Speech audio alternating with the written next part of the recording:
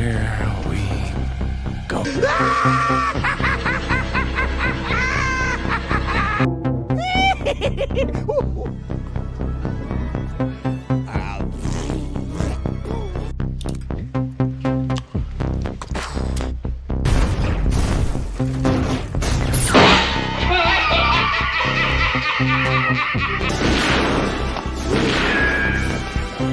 Is like gravity.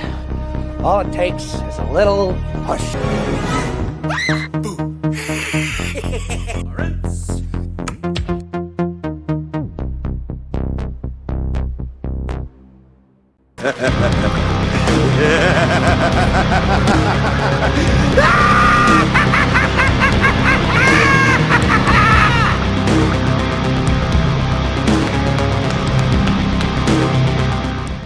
What's up, guys? How you doing? Welcome back to the channel. Glad you're stopping by. And if you're brand new, welcome.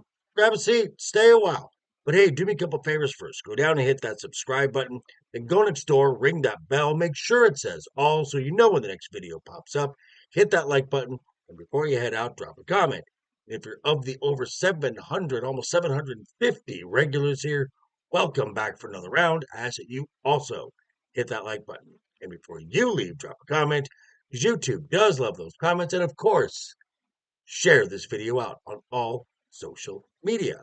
Instagram, X socials, down below in the description. Again, also, check out the link to that Joker Voice merch store. Joker Voice and Wednesday night is overbooked merch. Want to give a shout out to my friend Sammy 3Pete. I was on his show on Saturday Cavecast talking about some aspects of the world of Batman. A lot of fun there. Definitely check out his channel. Link down below in the description as well. Okay. I do got some news for you. Dave Meltzer gets stuff wrong. Again, WWE appears to have done something right and come to their senses. An AEW superstar talks about when he and his friends decided to make the jump to the company, and an update on the injury to Seth Rollins. Should be some fun. Let's take a look. Let's get started. And here we go. So we might as well start with one of the big stories, and that is the injury status and any updates on Seth Rollins. Now, the more time that goes by and we're not hearing anything, this is starting to feel like a work. Yeah, it's a possibility. Now, consider the couple things here. One, at the Saturday night's main event presser afterward, when Paul Levesque came to talk to the media, one of the first things he said was, if anyone has any questions about Seth Rollins, it's bad. And took no further questions on this. Also, a couple Monday Night Raws, Zoe Stark got injured. Liv Morgan got injured. Within 24 hours, we knew what the injury was, and by Wednesday night is overbooked. Me and the guys are talking about the extent of that injury and estimated times of arrival. Now, could Seth be a little banged up, and an injury angle is what he needs to write him off of TV until he can return? Sure, absolutely. But when is the return? That is the question. And I think we have an answer, folks. It seems pretty set up here. First weekend in August is the first ever two-night premium live event of SummerSlam. It just so happens that Gunther is defending the World Heavyweight Championship against CM Punk. Now, the hatred between Punk and Rollins is well known ever since Punk has returned to the WWE. Even Rollins going as far during the Elimination Chamber to ensure that Punk did not win, vowing that as long as there was breath in his body, CM Punk would not be a world champion. One more thing to consider. The last time Seth Rollins held the Money in the Bank briefcase was about 10 years ago. And when he cashed in, it was to ensure that Roman Reigns did not become a world champion. As I said, this seems pretty nicely set up and very easy set up for the visionary to once again Oh, a heist of the century. I'm just saying. Now, it's no secret that I will let you know when the WWE does what I think is a boneheaded decision, so it's only appropriate that I should let you know when I feel that they've done something right and come to their senses. Remember Travis Scott and his part in WrestleMania 41? This was allegedly going to lead to Travis Scott in an in ring program. According to the Wrestling Observer, those inside WWE have basically given up on this, stating that Travis doesn't like to commit, he goes half in, and just because he's become too much to deal with. So it appears we will not be seeing Travis Scott in a WWE ring. Can I get an amen? And our next story is about two former WWE superstars and their decision to jump to AEW.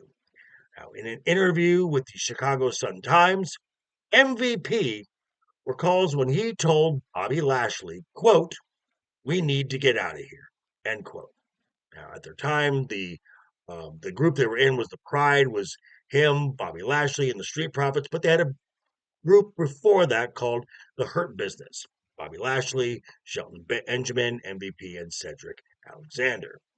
Now, they were pretty much been a mid-card group with no world title push anytime in the future.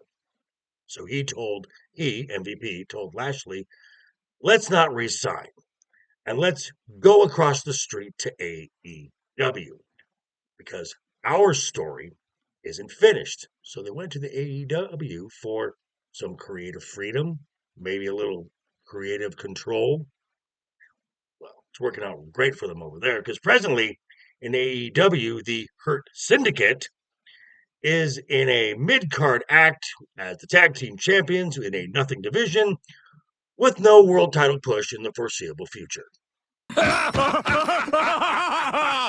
Finally, our last story of the day, I want to talk about one of the more interesting pairings in the WWE Women's Tag Team picture, and that is the unlikely duo of Alexa Bliss and Charlotte Flair. Interesting in the fact that mere months ago, Charlotte Flair was getting booed out of whatever arena the WWE happened to be visiting. Now, since partnering with Alexa Bliss, dare I say, Charlotte has been likable? Well, apparently, according to the Wrestling Observer newsletter founder Dave Meltzer, his sources have told him that this experiment is coming to an end with a heel turn and a one-on-one match between the two of them at SummerSlam, as he reported last Friday afternoon. But I'm afraid I've got some bad news. I guess his sources forgot to tell the WWE because in the opening segment of Friday night's SmackDown, it was made official that Charlotte Flair and Alexa Bliss will be in action at SummerSlam, yes, but they will be challenging for the Women's Tag Team Championship versus Roxanne Perez and Raquel Rodriguez. Oops. And yet, some people still swear by what this man says. But anyway, I digress. These are some stories in and around the world of professional wrestling.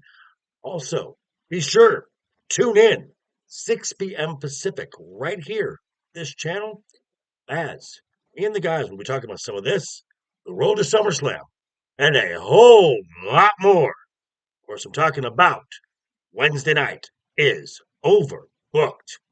But yeah, thanks for stopping by, folks. Again, quick reminder before you head out the door, hit that subscribe button, ring that bell. If you like the video, give it a thumbs up.